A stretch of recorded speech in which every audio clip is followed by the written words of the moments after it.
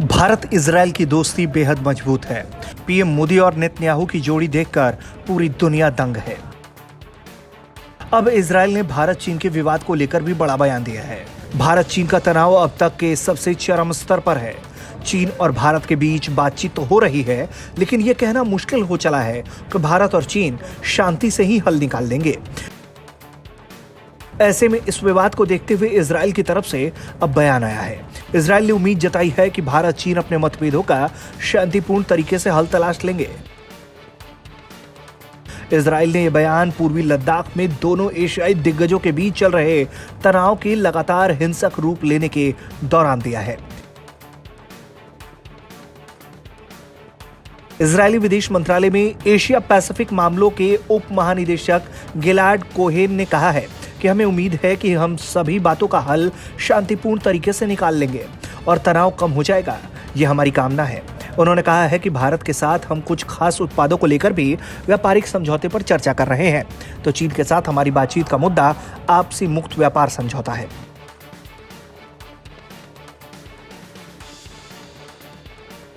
सूत्रों के मुताबिक इजरायल और भारत आपस में 270-280 उत्पादों के लिए तरजीह व्यापार समझौते करने के लिए जुटे हुए हैं। वहीं भारत इजरायल के बीच रक्षा सौदों को भी मंजूरी लगातार दी जा रही है।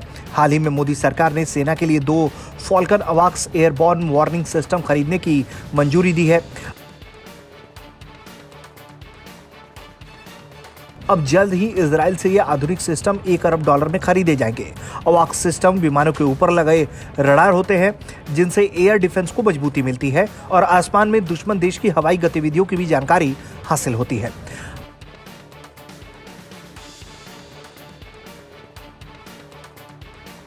वहीं अमेरिका भारत चीन विवाद में खुलकर भारत के पक्ष में है, तो रूस ने भी अब इस मामले में अपनी प्रतिक्रिया दी है।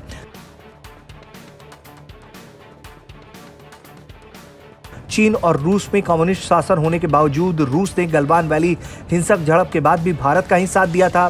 इस बार भी रूस ने उम्मीद जताई है कि भारत और चीन बातचीत के जरिए सीमा विवाद सुलझा लेंगे।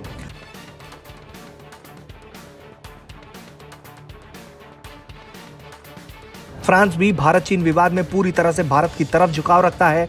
राफेल के इंडक्शन के मौके पर फ्रांस की रक्षा मंत्री भी भारत पहुंची।